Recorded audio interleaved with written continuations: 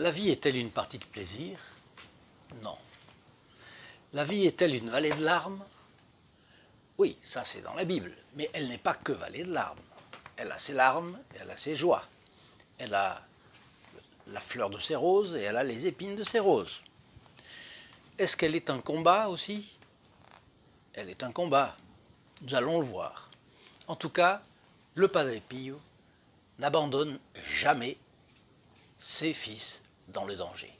Et c'est cela que nous allons voir. Chers amis fidèles du Padre Pio, bonjour, mon nom est Jean Goyard et vous assistez au programme sur les pas du Padre Pio.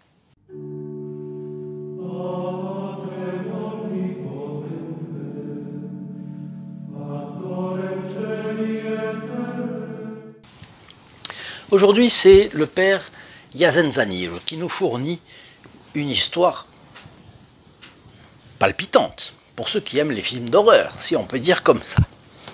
Le soir du 28 juillet 1958, l'architecte Giuseppe Gentile est en train de bâtir la nouvelle église à San Giovanni Rotondo et il va dire au revoir au Padre Pio avant qu'il ne se couche. « Mon père, lui dit-il, demain je dois aller à Boiano parce qu'on y discute une cause devant le tribunal. Mon beau-père avait donné une maison à ma première femme. C'est un homme qui a été marié, donc, qui est marié 2 fois, parce que sa première femme est décédée. Mon beau-père avait donné une maison à ma femme, mais il prétend annuler l'acte, puisqu'elle est morte. Je ne peux pas l'accepter car j'ai un fils auquel revient l'héritage de sa mère. C'est logique. Il a raison, il va se défendre. Et puis c'est pas lui qui le défend, en plus c'est son fils. Que va dire le Padre Pio là? Mais est-ce que tu as pensé à l'issue de la cause? Celui-là va te tirer dessus. Eh bien mon père, répond l'architecte, je ne suis pas un moineau, n'est-ce pas? Et le Padre Pio ajoute, sois prudent. On ne badine pas avec ce genre de type. Je ferai de mon mieux, je serai prudent. Et l'architecte reçoit la bénédiction du Padre Pio et il part.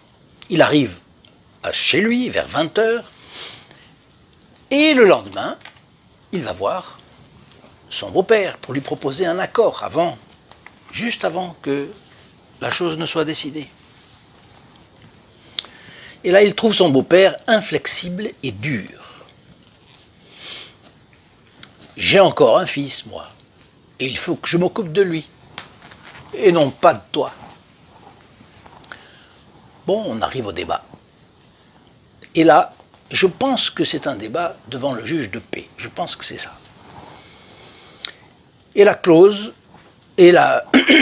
fut arrangée en faveur de l'architecte, qui après le jugement resta encore un peu au tribunal et refusa l'invitation à déjeuner de la famille, en disant « je veux mettre la cause au rôle, la faire enregistrer » et retourner chez le Padre Pio.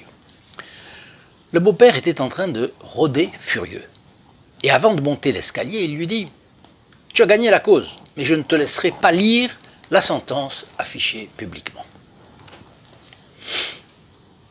Dès que l'architecte fut dans la rue, son beau-père l'attendait, armé d'un revolver.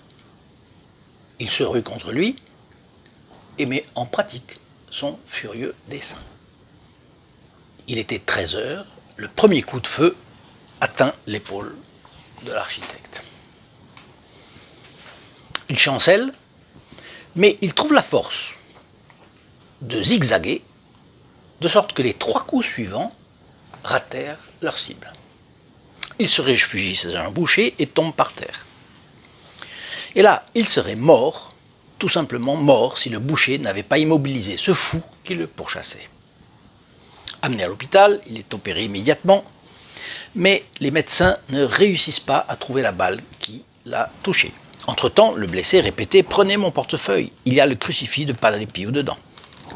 De fait, le Padre Pio lui avait donné ce crucifix sur une image, en lui disant « Lorsque tu seras en danger, embrasse-le et je serai près de toi ». Voilà que la femme, la deuxième femme donc, de l'architecte, Giuseppe Gentili. Elle s'appelle Nina. Elle arrive, du moins elle est informée de ce qui s'est passé, et elle demande « Est-ce qu'il est mort ?» Et on lui répond que son mari est à l'hôpital. Elle ajoute « Le Padre Pio va donc le sauver. » Et elle court à l'hôpital, pleine d'espoir. Elle le trouve de fait, et à côté de son lit, il y a 2 prêtres qui le réconfortent. Et elle lui dit « Tu as vu, il a atteint son but, hein ?» Et l'architecte répond « Oui, oui, dis-le au père. » Donc, qu'est-ce qu'elle fait? Elle envoie un télégramme à San Giovanni Rotondo. Le saint était en train de prier dans le chœur lorsqu'on lui apporte le télégramme. On lui lit, et le Padre Pio dit « Oui, je m'y attendais. » Le soir tombe, et l'architecte n'est pas soulagé, et il se pose toujours, toute la nuit, la question « Mais qui pourra me guérir ?» Voilà plusieurs. Il y a eu la foi, il a échappé à la mort, il a échappé à 3 coups de feu, un boucher l'a sauvé, ensuite il a encore confiance dans le Padre Pio, puisqu'il disait « Dans mon portefeuille, il y a ce crucifix que le Padre Pio m'a dit d'embrasser ». Et ensuite, la première chose qu'il fait, c'est de demander à sa femme de prévenir le Padre Pio, pour qu'il prie bien sûr. Vers minuit, il a du mal à respirer. Il regarde vers la fenêtre, il se demande s'il va s'en sortir. Il entend un bruissement et il est inondé d'une vague de parfum. Vous savez, le parfum du Padre Pio, le parfum céleste, qui marquait soit un avis à quelqu'un, soit un encouragement. Le voilà qui envoie un encouragement donc à son fils spirituel. Comme l'état de santé du malade ne s'améliorait pas, finalement on le ramène à la salle d'opération, mais on finit par lui extraire la balle de l'épaule. Et donc le foyer d'infection cesse. Le soir de la nouvelle opération, le Padre Pio, lui, disait à 2 frères qui étaient avec lui dans sa chambre, qui l'aidaient à se coucher: « Et voilà enfin cette épaule, je n'en pouvais plus. » Voyez comment le Padre Pio avait un fils spirituel, ce fils spirituel était en danger, le Padre Pio n'a pas cessé de prier et vraisemblablement de souffrir pour lui. On va voir plus tard pourquoi. Enfin, comment.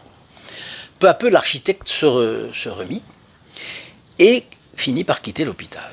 De cet accident, il se souvenait surtout du terrible moment, au début, où il disait « Mais cette main qui me tirait d'un côté et qui me tirait de l'autre, afin que je puisse éviter les coups de feu, était-ce Padre Pio ou celle de l'ange gardien qu'il m'avait envoyé ?» Il savait que c'était le Padre Pio qui était à l'origine. Ou bien c'était le Padre Pio lui-même, ou bien l'ange gardien du Padre Pio, ou bien un ange qui avait été envoyé par le Padre Pio, ou son ange personnel. Voyez comme c'est. Quelques jours après l'attentat, le soir du 1er août, donc, le père supérieur du couvent et moi, c'est-à-dire le père Yazanzanil, qui a écrit ce livre,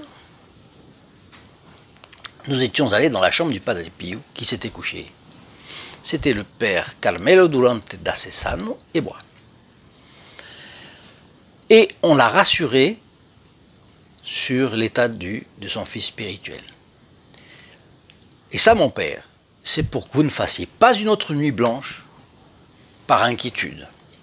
Et le Padre Pio, en faisant allusion à tous les soirs précédents, dit en souriant: « Oh, pas seulement l'inquiétude. » Il a donc souffert moralement d'inquiétude, il a prié et il a certainement souffert physiquement aussi. Ceux qui satisfaisaient au désir du Padre Pio et s'engageaient à vivre, comme il disait, en bon chrétien, voilà, c'est ça la condition pour être fils spirituel du Padre Pio. Suivant ces leçons, s'apercevait clairement de sa présence constante et bénéfique. Ce qui était sûr et certain, c'est qu'il avait l'habitude de dire « Je tiens ce que je promets ». Voilà une histoire qui est courte, certes, mais où l'on voit plusieurs choses. La première chose, que nous devons faire tout ce que nous pouvons pour devenir fils spirituel du Padre Pio. Fils ou fille spirituelle du Padre Pio. C'est très important cela. Et c'est la raison pour laquelle, vous voyez, nous avons mis une page spécifique dans notre site consacrée au groupe des protégés du Padre Pio. Ce n'est pas la même chose, mais ça va dans la ligne. Si on fait un sacrifice pour le Padre Pio, c'est une réciprocité. On aime le Padre Pio, le Padre Pio nous protégera. Et je crois que c'est surtout cela qu'il faut penser à faire, c'est à se protéger. Voyez-vous, dans les dangers, ça peut être aujourd'hui, ça peut être demain. La vie est pleine de risques, mais elle peut être aussi parsemée de dangers, d'authentiques dangers. Et là, c'était le cas de cet architecte, fils spirituel du Padre Pio, qui le voyait régulièrement, qui lui était très proche, et qui avait vraiment un lien. Il y avait un lien entre le Padre Pio et chacun de ses fils spirituels, qui était un lien de protection de la part du Padre Pio et de respectueuse soumission et affection de la part du fils spirituel. Je crois que nous pouvons réfléchir à cela et à nous demander si nous pouvons faire en quelque chose un pas de plus vers le Padre Pio.